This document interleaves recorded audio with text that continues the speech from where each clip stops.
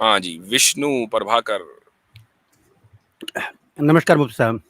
क्या हालचाल है? वकील साहब जी, हैं? बहुत बेहतर। इलाहाबाद हाई कोर्ट के वकील साहब आए हैं। सर मेरा क्वेश्चन है आपसे, ये था जी मुफ्ती साहब, जो जी अभी चर्चा चल रही थी आपकी बीच में, मैं उसी को जी आगे कंटिन्यू करना चाह रहा हूँ।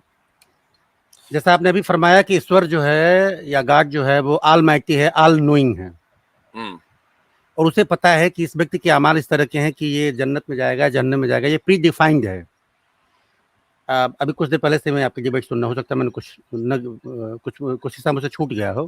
प्री नोन है, आप इसको ऐसा कह लें। प्री नोन है जी, बिल्कुल प्री नोन है। अगर हमारे यहाँ ये कॉन्सेप्ट आता है, हमारे सनातन में कॉन्सेप्ट आता है कि ये तो हकीकत है कि ईश्वर सब कुछ जानता है, लेकिन हमारे यहाँ एक सिद्धांत आता है, कर्म का कॉन्सेप्ट आता है।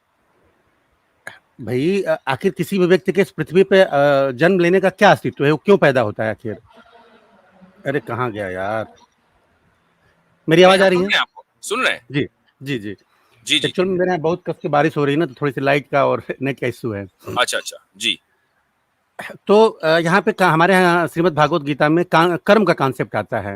हम्म ईश्वर ने आपको आपके विगत पुण्य कर्मों के वजह से आपको इंसान की मतलब उसमें जन्म दे दिया कि आप मानव का रूप लेकर के आप आए इस पृथ्वी पे। अब यहाँ पे आपके पास कर्म की स्वतंत्रता होती है। गीता कहती है कि कर्म मंडेवाधिकारस्ते माँ फलेषु कदाचन। आपके पास कर्म करने की स्वतंत्रता है, और हमारे यहाँ कर्म भी तीन तरह के होते हैं। एक अच्छे कर्म होते हैं जिसको हम सत्कर्म कहते हैं, एक बुरे कर्म होते हैं, और एक ऐसे कर्म होते हैं जो निष्काम कर्म होते हैं। हम कर्म करते हैं अपना कर्तव्य समझ करके। जैसे हम ह्यूमैनिटी के लिए कोई भी काम कर रहे हैं, तो हम अपना कर्तव्य समझ के कर रहे हैं कि चूंकि हम आए हैं इस जमाने में, तो मेरा ये फर्ज बनता है कि हम लोगों के लिए अच्छा काम करें, अच्छे अमाल करें। तो यहाँ पे कॉन्सेप्ट कहता है कि अगर आप अच्छे अमाल करते हैं तो उसके परिणाम स्वरूप आपको जन्नत मिलेगी। ठीक। आप यहाँ कोई भी देखिए, इससे क्या ऑब्जेक्शन जो है ना विष्णु भाई, जी ऑब्जेक्शन जो है जी वो ये है कि क्या ईश्वर को ये पता था कि ये बंदा जिसको मैं इस जन्म में पैदा कर रहा हूँ, ये अच्छे कर्म करेगा या खराब करेगा? ईश्वर को अगर ये बात पता भी हो, हम्म तो उसकी लिमिटेशन ये है कि चूंकि उसने मुझे मनुष्य का की योनि में उत्पन्न कर दिया, तो मेरे कर्मों का वो जजमेंट तो कर सकता है, लेकिन रोक नहीं सकता है। मुझे इस या, बात की या, पूरी यानी अथॉरिटी है। नहीं नहीं, बात रोकने की नहीं हो रही है। उसको पता था कि मसलन एक बंदा है वो बुरे ही कर्म करेगा, ठीक है, बुरा ही जी करेगा। जी। क्या क्या ईश्वर को पता था कि ये बुराई करेगा? अगर उसको पता भी हो, तो चूंकि हमें कर्म करने की स्वतंत्रता उसी ने दी है, उसी ने बख्शी है। हाँ, मैं चाहूं तो अच्छे कर्म करूं, मैं चाहूं तो बुरे कर्म तो करूं। तो मेरे और आप में फिर फर्क कहाँ रहा भाई? हम भी तो फर्क यही कह हमारे रहे हैं, हम भी तो यही आप कह रहे हैं कि खुदा नहीं, को पता है कि एक अच्छा आदमी अच्छा काम करेगा या बुरा काम करेगा, लेकिन फ्री विल खुदा ने दी है। ये तो मैं भी कहता हूँ। हमारे यहाँ हो सकता है कि बिल्कुल आप सही फरमा रहे हो, लेकिन मेरे यहाँ का जो कॉन्सेप्ट है, चूंकि मैंने बात पूरी सुनी नहीं कि आप लोगों के बीच में जिक्र क्या हुआ, तो मैं जी अपना ओपिनियन रख रहा हूँ। जी, हमारे यहाँ कर्म का सिद्धांत ये कहता है कि आप जैसे कर्म करोगे उसके हिसाब से आपका जन्नत या जहन्नम तय होगा। अच्छा बिल्कुल मान यही लीजिए यही हम भी कह रहे हैं कि एक इंसान जैसे कर्म, और जैसे उसी को कर्म को हम अमल बोलते हैं, कि जैसा अमल करेगा उस अमल की बुनियाद पर वो जन्नत या जहन्नम में जाएगा। ये जो आपने तय होगा, ये जो आपने कहा ना, उसके उसका उसका क्या तय होगा? आपने स्वर्ग और नर्क की बात कर रहे हैं आप? जी बिल्कुल। अच्छा, स्वर्ग और नर्क जो है वो तय होगा कब? उसके अमल करने के बाद तय होगा या उसके कर्म करने से पहले तय होगा? उसके अमल करने के बाद तय होगा। ठीक है, अगर उसके अमल करने के बाद तय होगा तो उसके अमल करने से पहले ईश्वर को यह पता नहीं था कि ये अच्छा करेगा या बुरा करेगा, राइट? उसको बिल्कुल पता था, लेकिन वो उसके अख्तियार में नहीं था कि वो उसको आगे बढ़ के रोक दे। ईश्वर नहीं हमको नहीं, अच्छे या बुरे कर्म करने से रोक नहीं सकता है। ठीक है, मैंने जब मान तक उसके लिया। अख्तियार वो में है। नहीं, एक है रोक नहीं सकता है, तो आपने उसको लिमिटेड कर दिया। एक है रोकेगा नहीं, दोनों में फर्क है। नहीं रोकेगा। जी बिल्कुल बिल्कुल। रोकेगा नहीं, आप ये वाले जी अल्फाज इस्तेमाल करें, ये ना कि रोक नहीं सकता, वरना आपने ईश्वर को जी जो है अपने जैसा समझ लिया। जैसे हम बहुत से काम नहीं कर सकते, ईश्वर भी नहीं कर सकता। वो जी। चाहे तो वो रोक ले, हम लेकिन रोकेगा नहीं, उसने अपने लिए एक उसूल बना दिया। ठीक। जी, मेरा मेरा तो मतलब भी वी वही था। तो भाई we are on the same page, हमारे और आप में फर्क कहाँ रहा? हम अच्छा, आप इस बात को ओन करते हैं? हम भी यही कहते हैं कि एक आदमी जन्नत और जहन्नम में जाएगा तो वो अपने कर्म अपने के अच्छे नतीजे में अमाल के जाएगा, ऊपर। अपने अपने अच्छे अच्छे अमाल अमल के अमल ऊपर। के नतीजे में जाएगा। लेकिन आप इस खुदा बात को को ये पता है पहले से कि वो अच्छे अमल करेगा या बुरे अमल करेगा, जाएगा आप वो इस बात अपने अमल के नतीजे में। आप इस बात पे यकीन रखते हैं? जी हाँ, बिल्कुल, यही हमारा अकीदा है भाई। ये मेरा मेरा पर्सनल कोई मसला नहीं है, यही यही इस्लामी कॉन्सेप्ट है। ठीक है, मैं एक एग्जांपल आपके सामने रख रहा हूँ। जी। इस्लाम में ये बात आती है, मैंने आमिर भाई से सुना कि माँ के कदमों तले जन्नत है। हम्म। आमिर हक के स्ट्रीम में मैंने ये बात सुनी और उसके लिए मैं बड़ी उनकी इज्जत करता हूँ। हमारी उस पे बड़ी ठीक। लंबी गुफ्तगू हुई थी। ठीक। तो ये बात उन्होंने मुझे बताई। ठीक। अब उस बात को मैं बिल्कुल पकड़ के बैठ गया कि हम्म। इस्लाम से एक अच्छी चीज़ मुझे आप लोगों के डिबेट के माध्यम से मुझे सीखने को मिली हम्म। कि माँ का जो उसका जो वो है, वो सबसे ऊपर है। तो ठीक। हमें अपनी माँ की खिदमत करनी चाहिए। अब मैं अपनी माँ की खिदमत कर रहा हूँ जितनी मेरी क्षमता है, लेकिन मैं ताउम्र अंतिम सांस तक मूर्ति पूजा करूंगा, मैं शिर्क भी करूंगा और मैं कुफ्र भी करूंगा। क्या मैं जन्नत का हकदार हूं चूंकि मेरे ठीक। अमाल अच्छे हैं? ठीक। ठीक है। अब मैं आपको इसी को एक दूसरी इसी मिसाल को इस्तेमाल करके मैं लेकिन सिनेरियो थोड़ा सा बदल देता हूं। आपने अपनी माँ की खिदमत की, पूरी मैं पूरी जिंदगी उम्र की, करूंगा जी, पूरी उम्र बिल्कुल। की, तो आप एक अच्छे व्यक्ति हुए, अच्छे शख्स इंसान हुए। भाई माँ की खिदमत करना तो बहुत अच्छी बात है ना, सोसाइटी की नजर में एक अच्छा बंदा हुआ ना ये। जी। ठीक। लेकिन साहब ने आपने दो चार मर्डर भी कर दिए, तो अब आप जज साहब ये नहीं कहेंगे कि भाई चूंकि ये माँ की खिदमत कर रहा है इसलिए बहुत अच्छा इंसान है, लिहाजा इसके मर्डर माफ, हम इसको जेल में नहीं भेजेंगे। भाई आपको जो सजा मिलनी है मर्डर, वो मर्डर की वजह से मिलेगी। माँ की खिदमत की वजह से आपको अदालत कोई कंसेशन नहीं देगी। खुदा ने आपको हुक्म दिया कि आप माँ की खिदमत करें, लेकिन आप उससे बढ़कर जो जुर्म है वो है खुदा का इनकार या मूर्ति पूजा, खुदा के साथ पार्टनरशिप, ये उससे बढ़कर जुर्म है। आप वो जुर्म का मुर्तकिब हो जाएं तो फिर आप ये नहीं कह सकते कि जी मैं तो खुदा माँ के कदमों तले जन्नत होती है, मैंने तो उस जन्नत की तलाश की थी, मुझे आपने क्यों नहीं दी। भाई उससे बढ़कर जुर्म आप कर चुके हैं। एक आदमी ने चोरी नहीं की लेकिन कत्ल कर दिया, तो कोई ये नहीं कह सकता कि चूंकि मैंने चोरी नहीं की तो मुझे कत्ल की भी सजा नहीं मिलनी चाहिए। भाई कत्ल किया तो कत्ल की सजा मिलेगी ना, चोरी की नहीं मिलेगी चूंकि चोरी नहीं की। ठीक है। तो मुफ्ती साहब, गोया आपका ये कहना है कि एक हिंदू या एक सनातन को मारने वाला ताउम्र चाहे जितनी भी अच्छे अमाल करे, चूंकि वो मूर्ति पूजक है, चूंकि वो बुत परस्त है, चूंकि वो शिर्क करता है, इसलिए वो दोजखी है, वो जन्नत में जाएगा।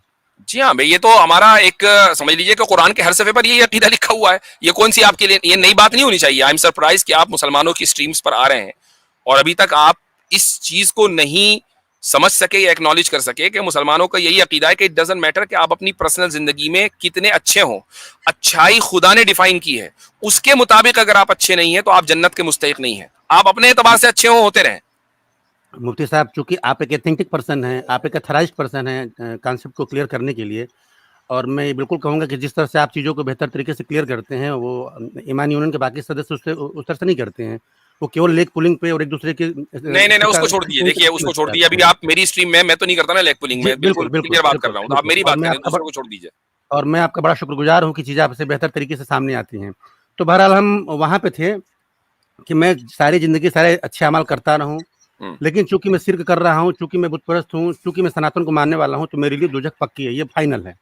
बात ये नहीं कि चूंकि आप सनातन को मानने वाले हैं, सनातन को अगर आप लिंग्विस्टिक तर्जुमा करेंगे ना तो सीधा रास्ता है। भाई सीधा रास्ते को तो हम भी मानने वाले हैं, लेकिन चूंकि अब सनातन एक खास तहजीब और एक रिलीजन का नाम हो गया है, हाँ उस खास जो वे ऑफ लाइफ या खास जो वे ऑफ वर्शिप है हम उसको नहीं मानते। सीधे रास्ते पर हम भी हैं, हम तो दुआ मांगते हैं सूरह फातिहा में, इहदिनस सिरातल मुस्तकीम का, हमें सीधा रास्ता सच्चा रास्ता दिखा। भाई सनातन ठीक है। जो है वो क्या है, वो उसका जो लफ्जी तर्जुमा जो लिंग्विस्टिक ट्रांसलेशन है वो यही है।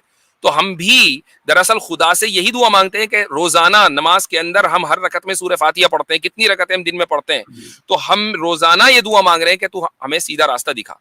पॉइंट ये नहीं है कि आप सनातन होने की वजह से जहन्नम में जाएंगे, पॉइंट ये है कि आप शिर्क करने की वजह से एक आदमी अपनी जिंदगी में अपने एतबार से कितना ही अच्छा हो। इस्लाम अगर शिर्क को सबसे बड़ा जुर्म समझता है तो उस सबसे बड़े जुर्म की सजा उसको मिलेगी। ये नहीं होगा कि चूंकि उसने बाकी जुर्म नहीं किए लिहाजा वो बहुत अच्छा हो गया। ठीक है, एक क्वेश्चन क्लियर हुआ। मुफ्ती साहब, दूसरा क्वेश्चन मेरा ये है, इसके बाद ये मैं कोई क्वेश्चन नहीं करूंगा आपसे। जी। अभी आपने फरमाया कि कोई व्यक्ति अगर शिर्क करेगा तो चाहे जितने भी उसके अच्छे अमाल हो वो दोजख में जाएगा। ये पहली चीज क्लियर हमारे आपके बीच में होगी। दूसरा क्वेश्चन मेरा आपसे ये है कि अल्लाह को एक मानना मतलब ईश्वर एक है, यहाँ तक हमारे और आपके बीच में कोई मतभेद नहीं है। हमारे ऋग्वेद में आता है कि एको हम द्वितीयो नास्ति ब्रह्मम सत्य जगत मिथ्या। ठीक। इस सारी कायनात को बनाने वाला एक वही है, वही ऑलमाइटी है, वो सुप्रीम है। यहाँ हम भी और आप दोनों एक ठीक। प्लेटफॉर्म पे खड़े हैं। ठीक। ठीक। लेकिन आगे जहाँ तक मैंने स्टडी किया है, अब चूंकि अभी मैंने शुरुआत की हुई है स्टडी करने की, तो उसमें एक चीज़ जी। आती है कि मुसलमान वो है जो अल्लाह की जात पे यकीन तो करे करे, उसके नबी पे भी यकीन करे, उसके ऊपर भी ईमान ले आए। ठीक। मैं अल्लाह की जात पे यकीन करता हूँ, मैं ये मानता हूँ कि सारी कायनात को बनाने वाला वो है और उस ऑलमाइटी है, वो सुप्रीम है। मैं यहाँ तक सहमत हूँ आपसे कि चलो वो अगर मूर्ति पूजा को लेकर के या शिर्क को लेकर के अगर आप वो करते हैं तो चलो मैं इसको इग्नोर करता हूँ कि चलो मूर्ति पूजा मुझे नहीं करनी है, क्योंकि हमारे मैं मूर्ति पूजा करूँ ना करूँ इसमें मुझे कोई मतभेद नहीं है, हमारा धर्म इसकी इजाजत देता है, मैं यहाँ तक सहमत हूँ आपसे। लेकिन मैं नबी के ऊपर यकीन नहीं रखता हूँ, तो इसका मतलब क्या हुआ, अभी भी मैं कुफ्र कर रहा हूँ। ठीक। मैं इस्लाम आपसे को एक मानो, सवाल मेरा स्पेसिफिक मैं क्वेश्चन समझ है। गया, मैं समझ गया आपकी आपका सवाल। अब मैं उसका मैं अपनी बात जवाब कह मुझे दूं। देने दीजिए। जी जी, मैं स्पेसिफिक, मेरा स्पेसिफिक क्वेश्चन क्या ये है कि अल्लाह की जात को मानना इस्लाम को मानना है या उसके नबी को भी मानना कंपलसरी है? इस्लाम अल्लाह की जात और उसकी बात दोनों को मानना है। अगर आप ये कहते हैं ना जी मैं उसकी जात को तो मानता हूं, जी बात नहीं मानता, तो क्या आप ये कहेंगे कि आप उसके बिलीवर हैं? मिसाल के तौर पर आप ये कहें कि मैं अपने बाप के वजूद को तो मानता हूं लेकिन उसकी बात कुछ नहीं मानूंगा मैं, तो फिर आप अपने बाप के कहां रहे? नहीं। बताइए, है ना? तो एक आदमी खुदा की जात को मान रहा है, उसकी बात को नहीं मान रहा, फिर वो खुदा का कहां रहा? वो तो खुदा का बागी ठहरा ना। अब खुदा की बात यह है कि अतीउल्लाह व अतीउर रसूल, कि तुम अल्लाह की इताअत करो और रसूल की भी इताअत करो, उसकी भी फरमाबरदारी करो। अब आप ये कहें कि नहीं मैं तो खुदा की जात को मानूंगा, रसूल को नहीं मानूंगा, तो आपने खुदा की बात को रिजेक्ट कर दिया। तो जैसे एक इंसान अपने बाप के वजूद को माने लेकिन उसकी कोई बात ना माने, तो वो अपने बाप का नहीं। तो ऐसे ही एक आदमी खुदा की जात को माने, उसकी बात को ना माने, तो वो खुदा का नहीं। और जो खुदा का नहीं, फिर वो जन्नत में कैसे जाएगा खुदा की? नहीं, मेरी इस क्वेश्चन के पीछे वजह ये थी मुफ्ती साहब कि खुदा ने जो कलाम अपने नबी के माध्यम से हम तक पहुंचाया है, मेरा हो सकता है मैं गलत मेरा अध्ययन हो, मेरा अध्ययन यहाँ तक पहुंचा है कि जो मोहम्मद साहब थे वो 25 साल की उम्र तक पढ़े लिखे नहीं थे, वो एक इलिटरेट पर्सन थे। वो अपनी बहियों को या कुरान की जो आयतें उतरी हैं उनको लिखवाने के लिए दूसरे के इलिटरेट ना ऊपर कहें, निर्भर थे। अनलेटर्ड कहें। इलिटरेट और अनलेटर्ड में फर्क है। मेरा मतलब वही था, मेरा मतलब जी वही था जी। कि वो जो सफियां आई हैं या जो बहियां आई हैं वो किसी और के माध्यम से वो जो है वो रिटन डाउन होती थी व्हाट डू यू और मीन? उनके किसी और के मतलब माध्यम से रिटर्न? वो लिखी जाती थी, चाहे वो संग्रहित हाँ, होती यानी थी, चाहे वो यानी करेक्टेड होती थी। यानी वो डिक्टेट करते थे ना, वो डिक्टेट करते थे कि भाई ये लिखो, सामने वाले ने लिख दी। अच्छा, जी, अब अच्छा, बोले। बेहतर, बहुत बेहतर, बहुत बेहतर। तो जैसे उन्होंने डिक्टेट किया और लिखने वाले ने क्या लिखा, ये यहाँ पे थोड़ा सा एक वो है ये बिल्कुल मैं ही ये एक नया डिस्कशन आपने शुरू कर दिया।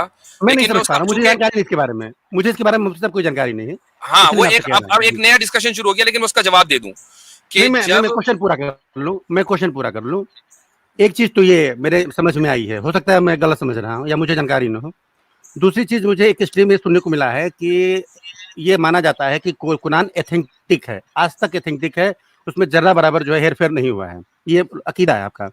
लेकिन अभी मुझे जानकारी मिली है कि कुरान के मोर देन 30 वर्जन आज की डेट में अवेलेबल हैं, 30 से अधिक उसके वर्जन देखिए, ये अवेलेबल जो हैं। जानकारी आपको मुर्तद्दों से मिल ये रही है कहाँ ना, तक एथेंटिक वो है, ये कहाँ तक जानकारी सही है? जानकारी नहीं है। जी जी जानकारी बिल्कुल। जानकारी नहीं है। देखें, एक है वेरिएशन और एक है वर्जन। जी जी कुरान का कोई अलग अलग वर्जन नहीं है, कुरान में वेरिएशन है। मैं उसको एक मिसाल देकर समझाता हूं आपको। और 30 नहीं, 30 से ज्यादा है। ठीक है, बास बास आयतों के अंदर 40-50 वेरिएशन हैं।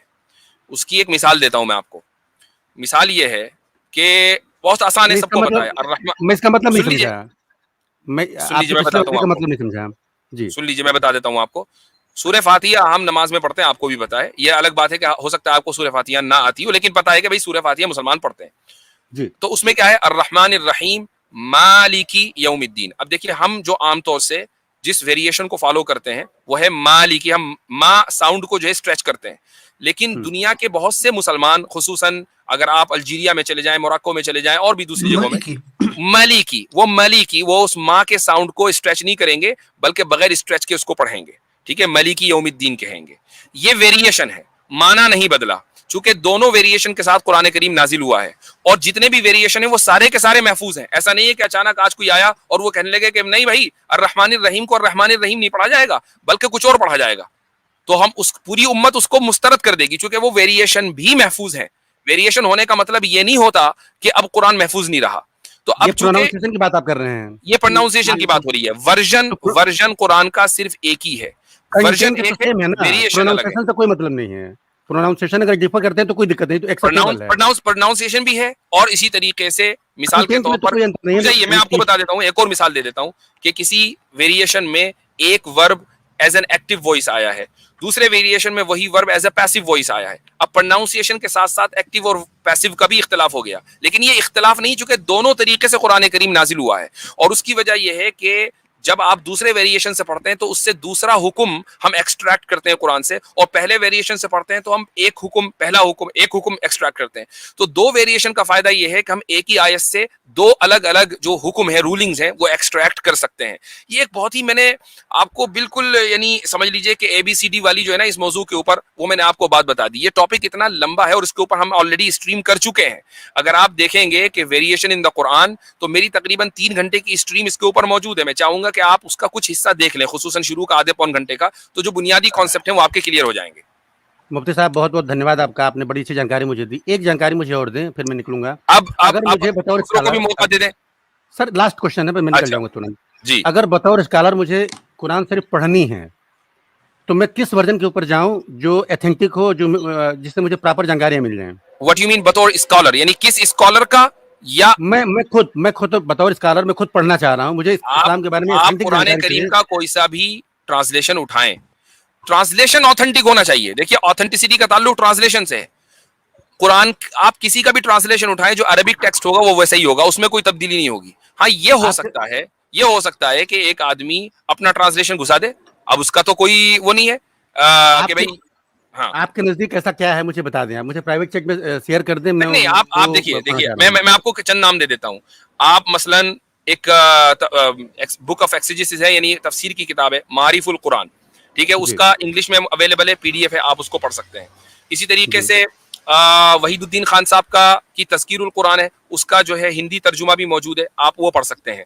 मौदूदी साहब की अब्दुल्ला यूसुफ अली का इंग्लिश ट्रांसलेशन, मोहम्मद पिकथाल का इंग्लिश ट्रांसलेशन, मुफ्ती तकी उस्मानी का इंग्लिश ट्रांसलेशन, इसी तरीके से मौदूदी साहब का जो हिंदी में अवेलेबल है, वो पढ़ सकते हैं। ये सारे के सारे वो हैं कि जो ट्रांसलेशन ऑथेंटिक है। अच्छा, अगर नेट पे मैं कोई वेबसाइट रेफर करूं तो वो कौन सी वेबसाइट सही रहेगी जहां पे चीजें ऑथेंटिक हैं? आप कुरान एक्सप्लोरर पे चले जाएं, quranexplorer.com। बहुत बहुत शुक्रिया मुफ्ती साहब आपका, आपने इतना वक्त दिया और अच्छी जानकारी मुझे आपसे मिली। चलिए जी, शुक्रिया बहुत बहुत।